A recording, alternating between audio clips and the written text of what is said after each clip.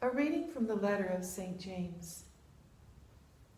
Beloved, come now, you who say, today or tomorrow we shall go into such and such a town, spend a year there doing business, and make a profit. You have no idea what your life will be like tomorrow. You are a puff of smoke that appears briefly and then disappears. Instead, you should say, if the Lord wills it, we shall live to do this or that. But now you are boasting in your arrogance.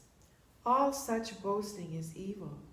So for one who knows the right thing to do and does not do it, it is a sin. The word of the Lord. Thanks be to God. The Lord be with you. And with your spirit. A reading from the Holy Gospel according to Mark.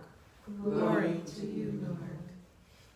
John said to Jesus, Teacher, we saw someone driving out demons in your name, and we tried to prevent him because he does not follow us. And Jesus replied, Do not prevent him.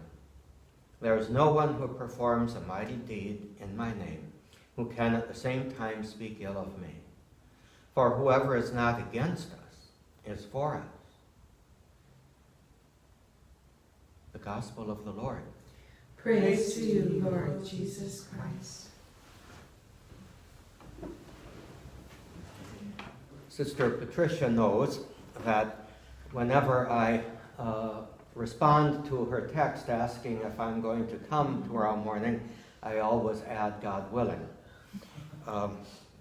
It actually became a bit of a custom to me when I was in Turkey, associating with and developing friendships with many devout Muslims who liberally sprinkle their discourse with Insh-Allah.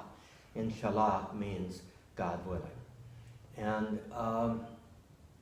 it seemed to me to be very appropriate because we are called, certainly by St. James, who is kind of, I've often thought the letter of James, whoever that James might be, they say it's the most Jewish of the New Testament writings. And I've often thought that the letter of James is basically written after the style of the various books of wisdom in the Old Testament, and kind of taking the Old Testament wisdom and applying it to disciples of Jesus. So what James really is doing is saying, for those who aren't faithful disciples of Jesus, we have to live our lives a bit tentatively. We have to be firm and strong in our ideals, our goals, our strengths, our claims even upon God's mercy and God's power. But that said, the final bottom line is not ours. It is God's. And so discernment, part of discernment, ongoing daily discernment, basically means that we need to